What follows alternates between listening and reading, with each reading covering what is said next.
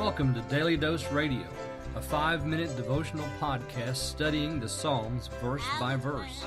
Broadcast from the ever-beautiful Sharonville, Ohio, on the sunny side of Cincinnati. Hey there, friends. I know, you've been living in a Daily Dose Radio desert since Friday, but now the famine is over. We're back on the air. Here it is, Monday, and we're broadcasting Psalm 62 all this week. So if you have your Bible, why don't you come on in here and join me in the Bible Bistro. And we'll open up our Bibles together and we'll look at Psalm 62 today. We're going to look at verses 1 and 2. And this is a great psalm. We have a lovely introduction. We have this is an absolutely gorgeous psalm just by its own construction, just the way it's written. It's beautiful. It's melodic in a sense. It's a treat to the eyes. It's a treat to the ears. But we don't have any praying in this psalm. This psalm is a psalm of David. It's great to be sung, but it's more of instruction in a sense. So let's take a look at it. Psalm 62, to the chief musician, to Jeduthun, a psalm of David. Now we know Jeduthun. He happens to be one of David's minstrels. So this psalm was written for him or by him. The chief musician has arranged the music. Perhaps there was a tune name called Jeduthun, something that he was famous for or known for. And so this psalm is set to that tune. Or perhaps Jeduthun had something to do with the writing of this particular psalm. Verse 1, truly my soul waiteth upon God. From him cometh my salvation.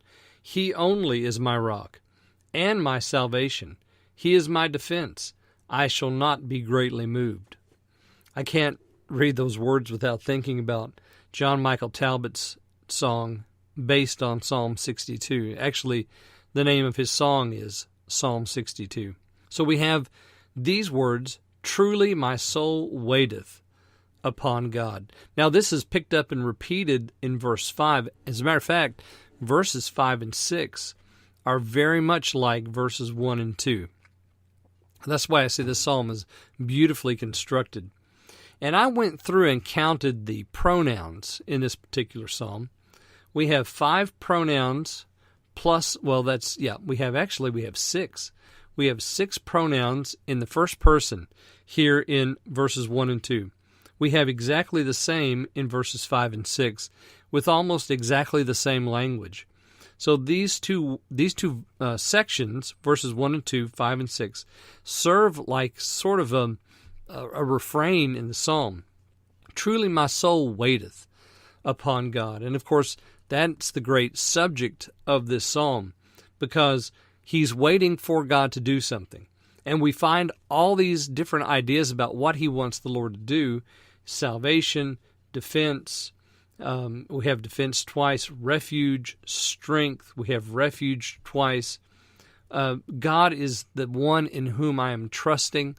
That's in here twice. He actually says it and then it commands the reader to do it in this psalm, to trust in the Lord.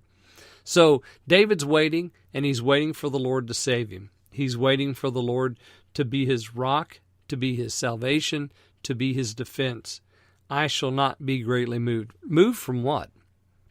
Well, moved from off of this confession.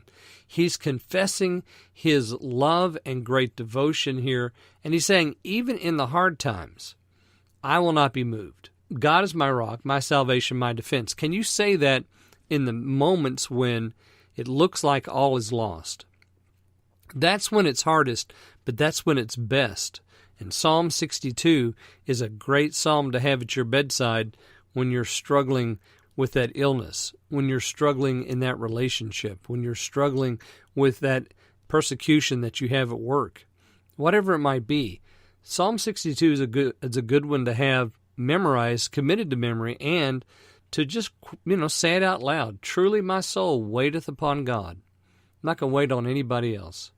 All right, join me again tomorrow. We will look at verses 3 and 4 then on Daily Dose Radio.